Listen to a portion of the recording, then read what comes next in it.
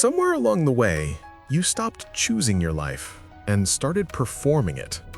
Not consciously, not with a clear moment you can point to and say, "That's when I lost myself." It happened slowly, invisibly, one compromise at a time, one expectation absorbed, one dream quietly shelved because someone else's vision felt more urgent than your own. And now you wake up in a life that looks right but feels wrong. The career that impressed your father but bores your soul. The relationship that checked the boxes but never touched your heart. The version of success that everyone applauds while something inside you slowly starves. You've been living someone else's script, and you've been so good at it, you almost forgot you didn't write it. Let me ask you something uncomfortable. Whose voice is in your head when you make decisions? Not the surface voice, the deeper one, the one that whispers what you should do, what's realistic, what people will think. Is that your voice? Or is it your father's voice? Your mother's expectations? Society's blueprint for what a man is supposed to want, supposed to chase, supposed to become? If you listen closely, really closely, you might realize you've been following instructions you never agreed to. And the life you're living isn't a choice, it's an inheritance you never questioned. Here's how it happens. When you're young, you absorb everything. The rules, the values, the definitions of success and failure. You don't question them because you don't know there's anything to question. You just take them in, like breathing, and they become the walls of your world. Your parents wanted security, so you learned that risk is dangerous. Your culture valued status, so you learned that image is everything. Your environment rewarded compliance, so you learned that obedience is love. And by the time you were old enough to choose, you didn't know how anymore, because the choosing muscle had atrophied. And the only paths you could see were the ones they'd already paved. Carl Jung wrote about this. He called it the unlived life of the parent. He said most people don't live their own lives. They live the lives their parents couldn't, fulfilling dreams that weren't theirs, avoiding failures that weren't theirs, carrying ambitions that were planted before they could consent. That's not living. That's completing someone else's sentence with your years. And the tragedy isn't just the wasted time. It's that you never get to find out who you might have been if you'd been free to choose.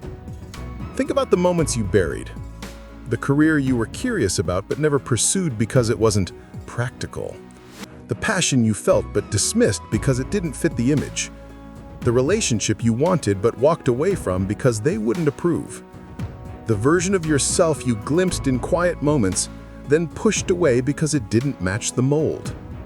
Those weren't random thoughts. Those were signals from the person you actually are, the one who's been waiting behind the performance. And every time you ignored that signal, every time you chose their path over yours, you betrayed yourself. Not dramatically, just quietly. One small surrender at a time, until the surrenders added up to a life that doesn't feel like yours. Because it isn't. I'm not saying your parents were villains. Most of them did what they thought was best, gave you what they had, passed down the only map they knew. But a map drawn by someone else is still a map drawn by someone else. And at some point, you have to stop following directions and start navigating your own terrain. Not out of rebellion, not to hurt anyone, but because your life is the only one you get, and spending it fulfilling someone else's vision is the most expensive thing you can do. Henry Thoreau went to the woods because he wanted to live deliberately, to strip away everything non-essential and face only the essential facts of life. He was terrified, his words, of reaching the end and discovering he had not lived. That fear isn't dramatic, it's rational, because most people do exactly that. They reach the end and realize they spent their whole existence meeting expectations, climbing ladders, and performing for audiences, while the real life they wanted was waiting somewhere they never let themselves go. Don't let that be you. So what do? You start by getting honest. Ask yourself, what would I want if no one was watching?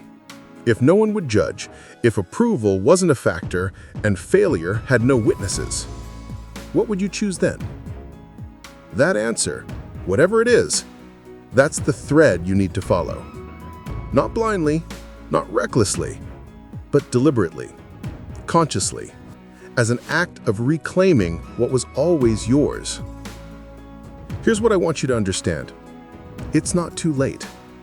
It feels too late because you've invested so much, built so much on the old foundation. The cost of change feels heavier than the cost of staying. But that's an illusion. The cost of staying is your life.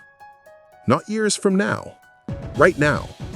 Every day you spend in a life that isn't yours is a day you don't get back. And the world will not hand you permission to leave. You have to take it. You've been living someone else's script, performing a role you never auditioned for, chasing a finish line that was never yours to cross.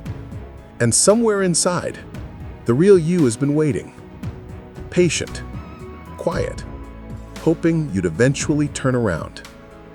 This is that moment. Not when everything is figured out, not when it's convenient. Now. You don't owe anyone your life.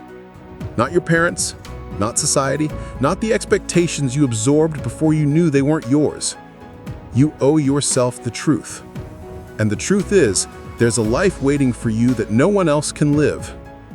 Stop performing. Start choosing before the script runs out.